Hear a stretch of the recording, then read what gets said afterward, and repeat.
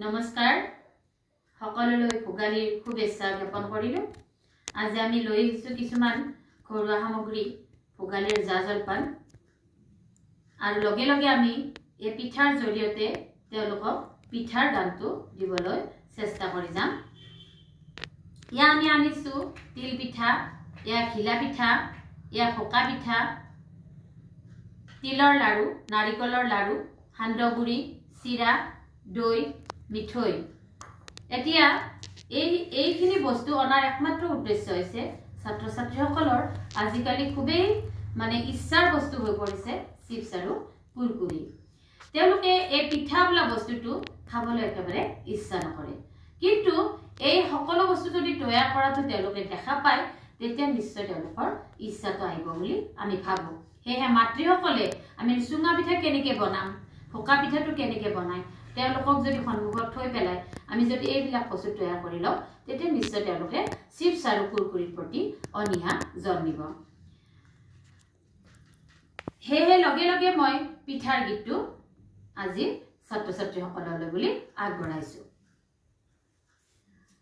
তিল পিঠা মিঠা মিঠা, ঘিলা পিঠা টান, ঘিলা পিঠা খালে যে দাঁত হয় টান, নাৰিকলৰ লাড়ু বগা খাই লাগে মজা,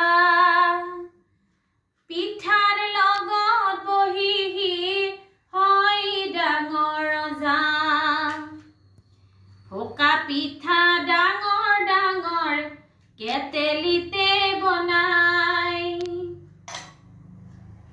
গাখীৰত ডুবাই খালে তাক কি যে সোৱাদ পায়, চুঙা পিঠা দীঘল দীঘল বাঁহৰ চুঙাত বনাই, গুড় লগাই খালে তাক কি যে সোৱাদ পায়, গুড় লগাই খালে তাক কি যে সোৱাদ পায়।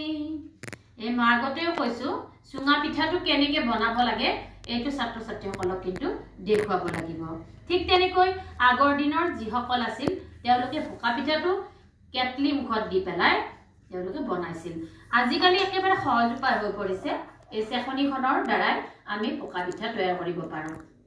সেয়েহে ছাত্ৰ ছাত্ৰীসকলৰ বুলি আৰু মাতৃসকলৰ বুলি মই ভোগালীৰ জলপানৰ জৰিয়তে পিঠাৰ গীতটো আগবঢ়ালো।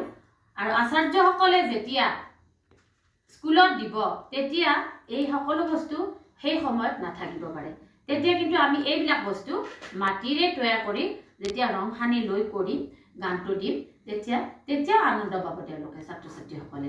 সেয়েহে সকলোলৈ বুলি আচাৰ্য শিক্ষক আৰু মাতৃসকললৈ বুলি ভোগালীৰ জলপানৰ জৰিয়তে পিঠাৰ গীতটো দিলোঁ।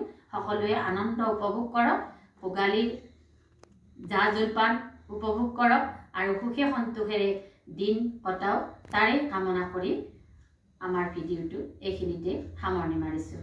নমস্কাৰ।